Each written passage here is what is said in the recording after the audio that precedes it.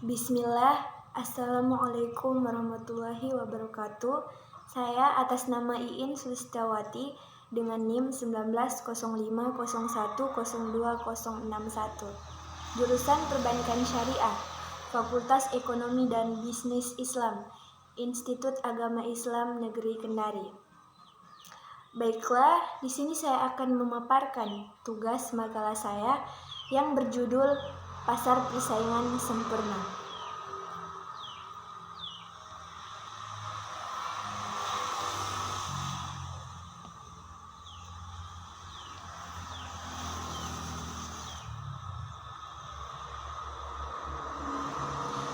Pasar persaingan sempurna adalah suatu bentuk interaksi antara permintaan dengan penawaran yang ditandai oleh jumlah konsumen dan produsen yang sangat banyak dan tidak terbatas.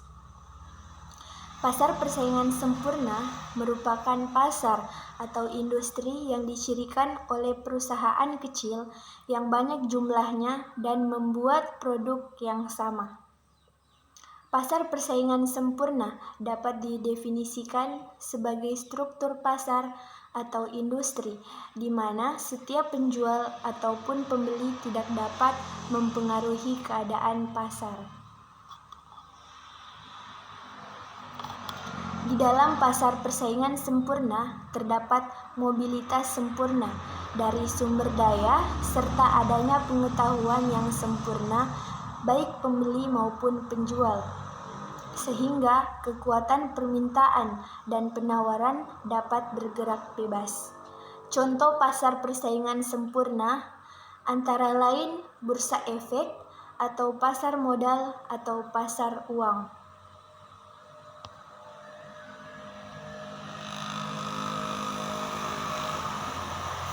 Di sini kita bisa melihat ciri-ciri pasar persaingan sempurna. Yang pertama, homogenitas produk. Semua perusahaan memproduksi barang yang homogen, produk yang mampu memberikan kepuasan atau utilitas kepada konsumen tanpa perlu mengetahui siapa produsennya. Yang kedua, pengetahuan sempurna. Para pelaku ekonomi, konsumen dan produsen memiliki pengetahuan sempurna tentang harga produk dan input yang dijual. Yang ketiga, output perusahaan relatif kecil. Perusahaan dalam industri pasar dianggap berproduksi efisien, biaya rata-ratanya terendah. Kendati pun demikian, jumlah output setiap perusahaan secara individu dianggap relatif kecil dibanding jumlah output seluruh perusahaan dalam industri. Yang keempat, perusahaan menerima harga yang ditentukan pasar. Perusahaan menjual produknya dengan berpatokan pada harga yang ditetapkan pasar.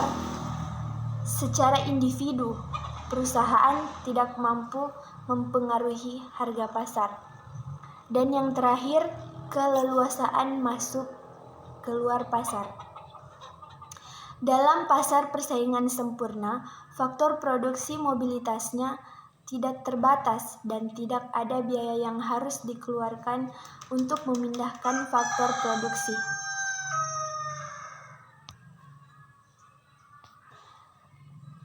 Cara memaksimumkan keuntungan jangka pendek.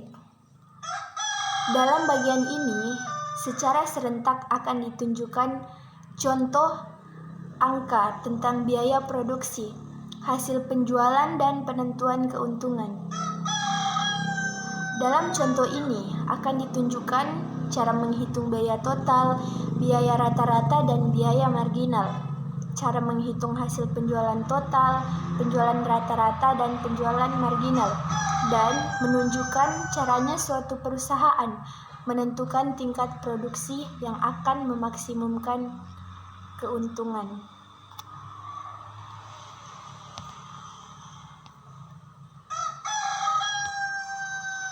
Sini juga ada operasi perusahaan dalam jangka panjang.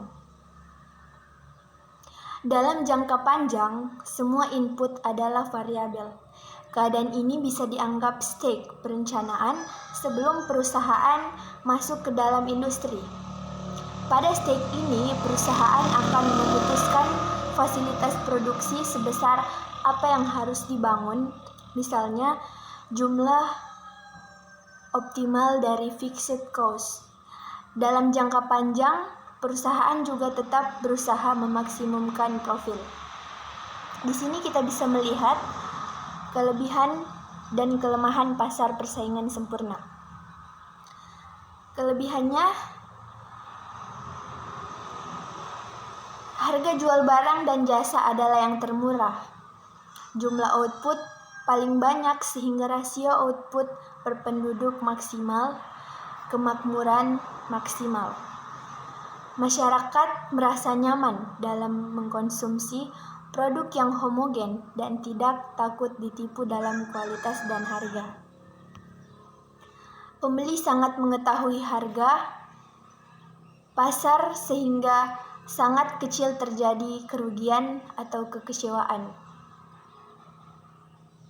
Konsumen merasa sejahtera karena bebas memasuki pasar. Terdapat persaingan murni karena barang yang diperjualbelikan homogen.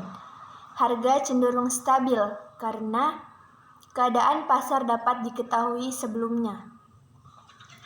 Mudah memilih atau menentukan barang yang diperjualbelikan.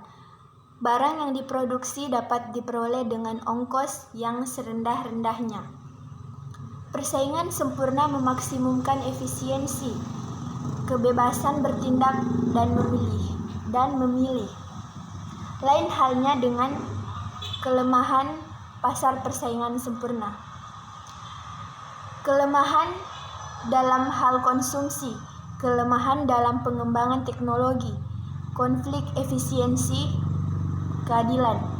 Hanya terdapat satu atau dua industri atau pasar yang mendekati persaingan sempurna, sedangkan sektor yang lain banyak ketidaksempurnaan. Terdapat faktor eksternal yang tidak diperhitungkan dalam posisi kesejahteraan optimum konsumen. Tidak ada barang substitusi karena bersifat homogeni. Pasar persaingan sempurna tidak mendorong inovasi. Pasar persaingan sempurna menimbulkan budaya sosial. Pasar persaingan sempurna membatasi pilihan konsumen. Biaya dalam persaingan sempurna cenderung lebih tinggi. Distribusi pendapatan tidak merata.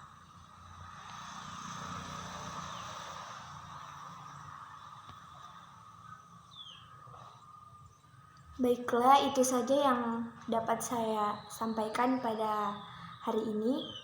Lebih dan kurangnya mohon dimaklumi. Wabillahi taufik wal hidayah. Wassalamualaikum warahmatullahi wabarakatuh.